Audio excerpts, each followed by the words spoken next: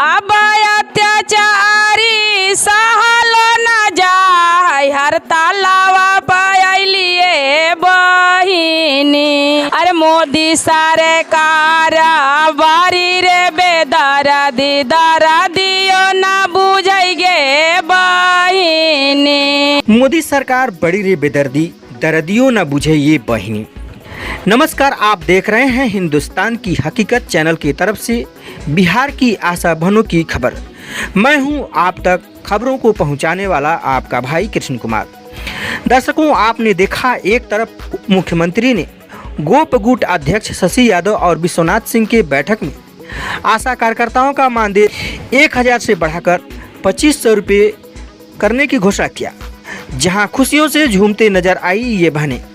परंतु इन आशा बहनों की जमीनी हकीकत ये है कि इनका कहना है कि 10,000 की मांग कर रहे थे तो बिना सोचे समझे हमसे विचार विमर्श किए बिना हमारे हड़ताल को क्यों समाप्त कर दिया गया। शशि यादव ने ऐसा क्या पाया कि हमें गुमराह कर दिया। वहीं मोदी सरकार के खिलाफ भी आशाओं ने जमकर गीत के माध्यम से संदेश दिया है ताकि सरकार इन पर ध्यान दे सके, जो इस समय सोशल मीडिया पर बहुत तेजी से वायरल हो रहा है। आप देख सकते हैं। आपसे निवेदन है कि इस वीडियो को अधिक से अधिक लाइक शेयर करें और आवाज़ हमारी पहली बार सुन रहे हैं तो देश की आशा बहनों के लिए चैनल को सब्सक्राइब करके बगल में घंटी दबा दीजिए।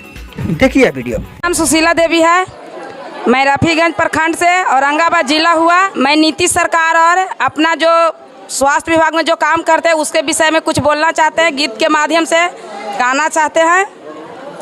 अब अत्याचारी सहलो न जाय हड़तालवा पयलिए बहिनी। अरे मोदी सरकार बारी रे बेदर्दी दर्दियो न बुझै गे बहिनी। अब अत्याचार सहलो न जाय हड़तालवा पयली गे बहिनी।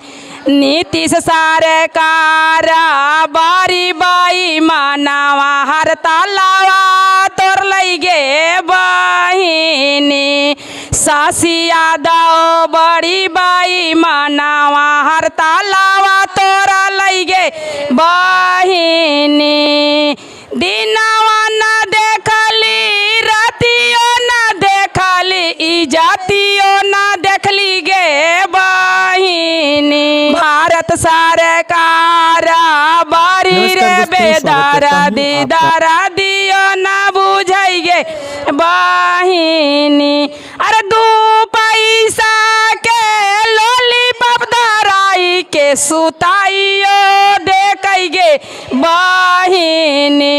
अरे शशि बाई मानवा बारी बाई मानव दर्दियो न बुझै गे बहिनी। टीवीओ देखली कोरोनावा भगवली कुष्ठो भगवली गे बहिनी। गलिए घूमी घूमी सुइया दिया वाली सुरक्षित कैली गे बहिनी। जासवी भरुआ बड़ी रे बेदर्द दर्दियो न बुझै गे बहिनी।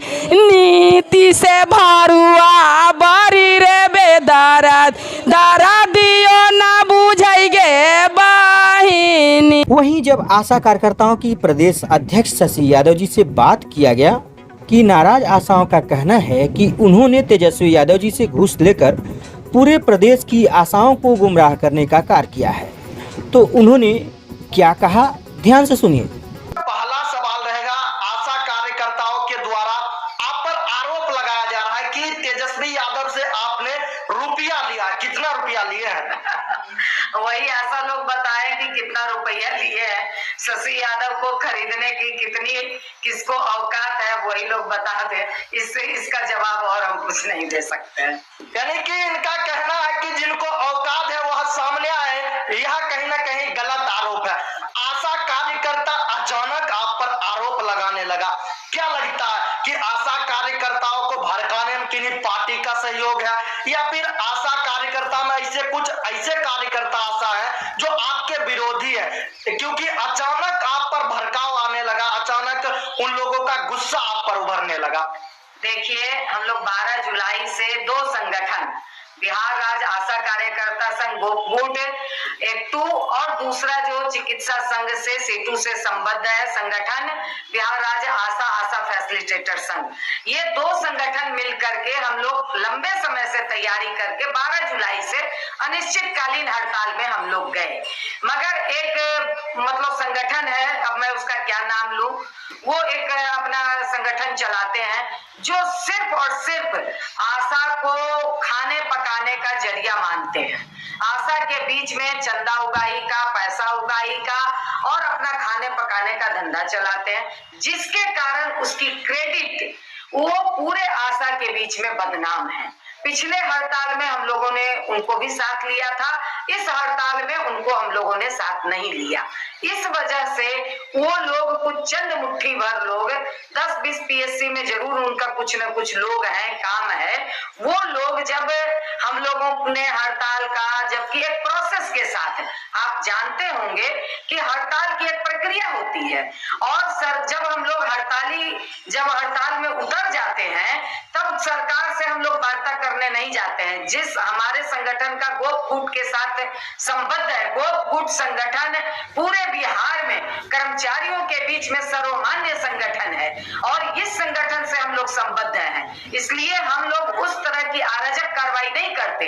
और तब सरकार ने हम लोगों को बुलाया और 2 बार बुलाया, 2 बार में दूसरे बार में उन्होंने कहा कि जो हमारी पहली मांग है उस मांग पर हम कोई बात नहीं करेंगे। हम लोग वार्ता छोड़ के उठ गए और हम लोगों ने कहा कि जब आप पहली मांग पर सरकार बात करने के लिए तैयार हो जाएगी तब आप हम लोगों को बुलाइएगा, नहीं तो हम लोग को मत बुलाइएगा। और तब जाकर के वो 12 तारीख को फिर हम लोगों को बुलाते हैं, 11 को फोन करते हैं, 12 को हम लोगों को बुलाते हैं बात करने के लिए।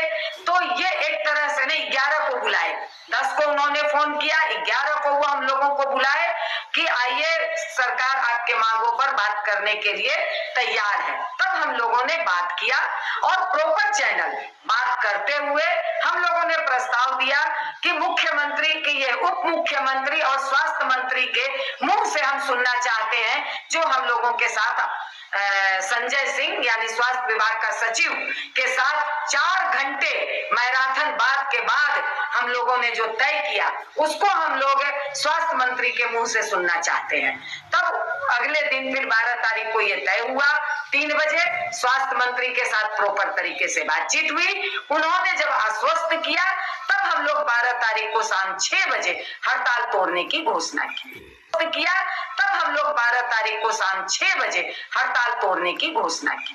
तो जो दूसरा गुट है, जो दूसरा संगठन है, वो देर से गया, वो अराजक तरीके से आशाओं और आशा फैसिलिटेटर, ममता, कुरियर सबको झूठा आश्वासन दे करके वो अपने पल्ले कुछ लोगों को बांध करके रखना चाहते हैं। तो हम लोगों ने तो साफ कहा कि जो हम जो लोग 2 संगठन हड़ताल में गए, हम लोगों को विश्वास है, हम लोगों ने अपना हड़ताल वापस लिया। अगर उनको दम है तो वो अपना हड़ताल बढ़ाएं, वो और आगे बढ़ाएं, वो आगे और बढ़ करके मतलब आशा को मांग दिला दे तो अच्छी बात है वो। मगर ये करने के बजाय वो संघ को बदनाम करना, गाली दिलवाना, गाली गलौज करना, ये धंधा उनका, यही अराजक काम है उनका। और मतलब देने से इससे हम लोगों को कोई फर्क नहीं पड़ता है। जैसे कि इनके द्वारा भी बताया जा रहा है कि हमारे कुछ विपक्ष हैं, उनके द्वारा हमारे ऊपर आरोप लगाया जाता है और उनके ही द्वारा यह सजी हुई साजिश है।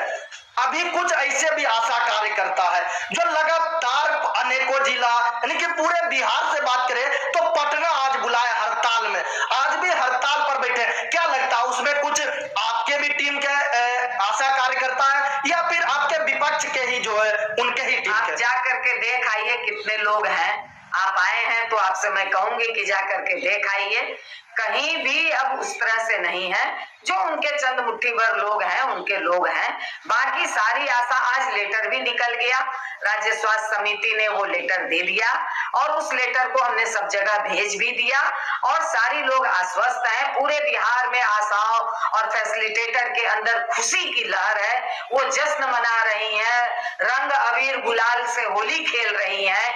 ये आज उनको जो खुशी मिली है कि पारितोषिक शब्द हट करके मानदेय शब्द आ गया है, ये सबसे बड़ी खुशी उनको मिली है और जरूर पैसा कम मिला है। इसका तकलीफ हमको भी है, हम लोगों को भी है, क्योंकि हम लोग जितना मेहनत करते हैं, आशा और आशा फैसिलिटेटर बने जितना मेहनत करती है, उसके अनुरूप अपेक्षा थी कि कम से कम 5,000 बिहार सरकार करती, नहीं तो कम से कम 3,000 भी करती। ये हम लोगों को पूरी तरह से अपेक्षा थी, मगर सरकार ने ये पूरा नहीं किया, तो ये दुख जरूर है। मगर खुशी इस बात की है कि वो हम लोगों को मानदेय शब्द महागठबंधन सरकार ने दिया, ये सबसे बड़ी खुशी है। क्योंकि भाजपा की सरकार ने हम लोगों के साथ धोखा किया था, मंगल पांडे ने हम लोगों के साथ धोखा किया था। वो प्रशासनिक स्तर पर बात तय हो गई थी, मगर मंत्री ने पारितोषिक का घोषणा कर दिया था, तो ये सरासर धोखा था, क्योंकि भाजपा शुरू से धोखा देने वाला ही काम करती है। मगर महागठबंधन सरकार को मैं ये धन्यवाद देना चाहती हूँ कि उन्होंने पूरे बिहार की आशा और आशा फैसिलिटेटर का मान रखा है, उनको सम्मान दिया है, अपने बिहार राज्य की मानदेय कर्मी के रूप में वो सम्मान दिए हैं। ये बहुत बड़ी बात है और इसकी खुशी पूरे बिहार की आशा और फैसिलिटेटर बहनों को है। और आप देखेंगे कि बिहार का हर पीएससी में आज अबीर और गुलाल उड़ रहा है। यानी कि अगर हम बात करें तो कहीं ना कहीं वेतन कम जरूर है, लेकिन कहीं ना कहीं खुशी का माहौल इसलिए है कि अब मानदेय हो गया।